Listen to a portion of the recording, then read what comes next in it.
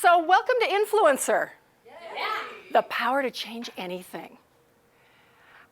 Let me ask you a couple of questions. How many of you find it difficult and challenging to change another person's behavior? Raise your hands. And how many of you have heard it said, if only I had the authority or the power, I can get him to change? Right?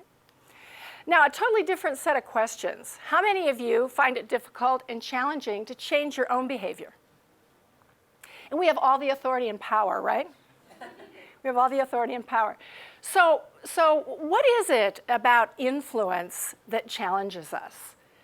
I think most of us would probably agree that it takes a little bit more than just commitment to change. And that's where influence comes in. Now, my assumption here, and I hope it's a good guess, is that this isn't your first rodeo. It's not the first time you've been thinking about influence and leadership.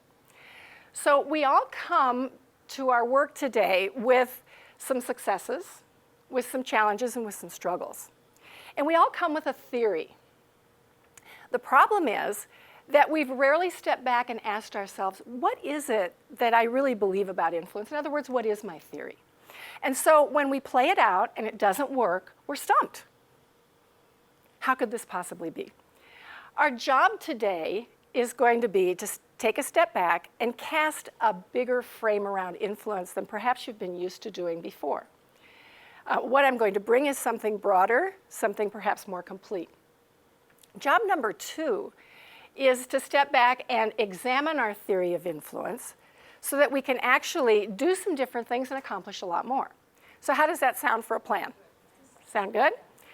What I'd like to have you do is, if you haven't already, introduce yourself to the person next to you and just declare that you're going to buddy up for the next 45 minutes or so. So go ahead and do that. Wonderful. And before I give you your assignment, I'm going to share with you what my reflections have been on my own personal challenges in the area of influence. I actually sat down and did that at the beginning of the year. Influence challenge number 1. Look at this group of successful, courageous young women. And back in November of 2008, we got together and formed the charter group, an initial investor group of an organization called the Moxie Movement. Now, the Moxie Movement is a national membership organization that has the mission to significantly increase the number of women in leadership positions and on boards in major corporations around the country. So, influencer challenge.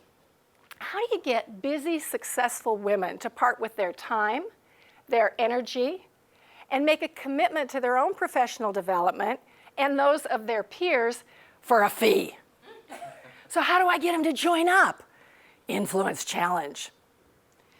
Another influence challenge that came up with for me was this gentleman here on the left. His name is Ron, and we've been married for the last 42 years. Now, one thing that Ron has done successfully and consistently over the last 42 years is to gain 1, maybe 1.5 pounds a year. So I just want you to focus in on that profile, okay? Now, this little guy on the wooden stump in front of him is our oldest grandson, Max. Max is 8, and he's got 3 little cousins. How do I get Ron to adopt a lifestyle and an exercise routine that will ensure me that maybe he'll be around to accompany me as Max and the kids grow up? And some of you might be saying, well, that's a husband problem. But in all reality, it's just like the prior problem. It's an influence problem. How do I get him to do that? So with those just couple of examples, what I'd like to have you do is take some reflection time for yourself. I'm going to give you 2 minutes, and here's the exercise. If you had a magic wand, what would you like to change either in your behavior or in the behavior of somebody else? And just take 2 minutes to brainstorm, and we'll come back together and process some of our examples. Go.